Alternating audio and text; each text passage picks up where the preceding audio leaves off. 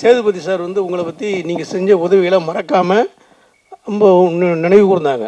ஆனால் அந்த கான்செப்டில் எதுக்கு நீங்கள் வந்து சேதுபதியை அந்த அளவுக்கு படுத்தி அறிமுகப்படுத்தின விஷயங்களை ஏன் செஞ்சீங்க? அவங்க மேலே ஏன்னா அப்படி ஒரு ஈர்ப்பு ஏன் உங்களுக்கு ஏற்பட்டுச்சு?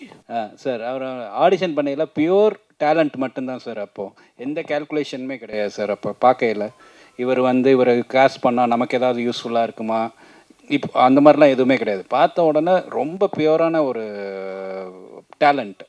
எப்படின்னா எந்த அளவுக்குன்னா அவங்க வர்றாங்க வர்றாரு, வந்த உடனே இந்த மாதிரி நாங்கள் ரொம்ப அவசரமாக ஒரு இடத்துக்கு கிளம்பிட்டு இருந்தோம். அப்போ டைரக்டர் கூப்பிட்டாருன்னு சொல்லிட்டு அப்போ வந்து அவசரமாக போனோம். அப்போ வந்து அவர் வந்த உடனே சொன்னார், இந்த மாதிரி போய் இந்த கேரக்டர் அப்படின்னோடனே சரி நீங்களே எழுதி நடிங்க அப்படின்னு சொல்லிட்டு சொன்னோம். அவரே எழுதினார் உட்காந்து.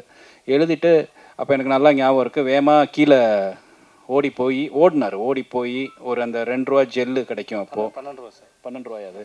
சரி 12 ரூபா ஜெல்லு இருக்கும். அது அந்த 12 ரூபா ஜெல்லு வாங்கிட்டு வந்து, எனக்கு தெரில விலை தெரில, அப்போது வாங்கிட்டு வந்து பாத்ரூமில் இருந்து அந்த இதில் போயிட்டு ஒரு இதில் ஃபுல்லாக ஜெல்லெல்லாம் தடவி ஃபுல்லாக வலிச்சு சீவி அந்த கேரக்டரை வந்து நான் யதார்த்தமாக அப்படியே உள்ளே போய் பார்க்குறேன். அப்போ வந்து நடித்து பார்த்துக்கிட்டு இருக்காரு கண்ணாடியில் அந்த ஜெல்லெல்லாம் போட்டு. எனக்கு பயங்கர ரொம்ப ஆச்சரியமாக இருந்துச்சு. அது அந்த ஆர்வம் அது தெரில, அது ரொம்ப ஆச்சரியமாக இருந்துச்சு. இதை தாண்டி அந்த நடித்த விதம் வந்து அதை ஜஸ்டிஃபை பண்ணிச்சு. எல்லாரும் எஃபர்ட் போடுறாங்க, ஆனால் அந்த எஃபர்ட் ஃபுல்ஃபில் ஆகுமான்னு தெரியாது. ஸோ அந்த டேலண்ட் தான் நம்மளை இம்ப்ரெஸ் பண்ணுது. ஸோ ஒவ்வொரு தடவையும் வந்து நான் செட்டில் நீங்கள் நடிக்கையில்னு நினைக்கிறேன். அப்போ நடிக்கையில் வந்து ஃபஸ்ட் டைம் ஆர்டிஸ்ட்டு எந்த இது யாரும் வந்து பண்ண தேவையில்லை. அப்போ யூனிட்டில் எல்லோரும் வந்துட்டு கை தட்டுறாங்க அந்த இடத்துல ஒரு சீன் நடிக்கையில்.